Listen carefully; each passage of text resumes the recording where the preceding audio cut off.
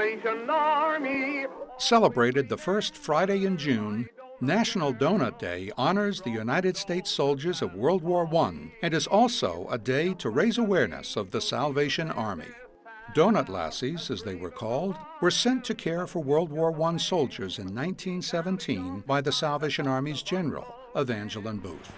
It is the yearning and passionate desire of my soul when the world is rent by hatreds, fearful of wars and revolutions, that the Salvation Army shall go forth. Margaret Sheldon and Helen Purviance were two of the lassies who had been appointed to the 1st Division at Montier-sur-Sault. After 36 days of steady rain and gloom, they knew they needed to do something to lift the soldiers' spirits and give them a taste of home and comfort.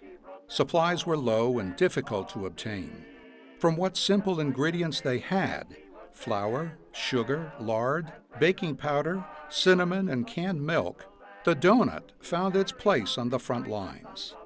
There was a prayer in my heart, Helen Purviance said, that somehow this would do more for those who ate the donuts than just to satisfy a physical hunger. Patted out by hand, the donuts were made in frying pans or even in soldiers' helmets when nothing else was available.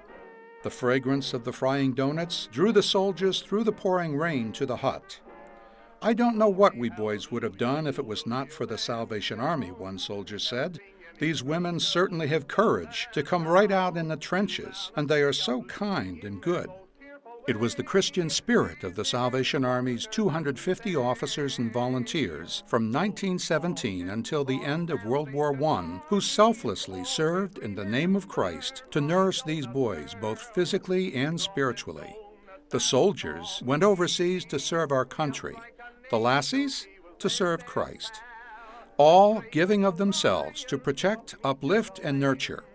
The donuts became synonymous with the Salvation Army, as well as the American soldiers who were returning home with a nickname, Doughboys.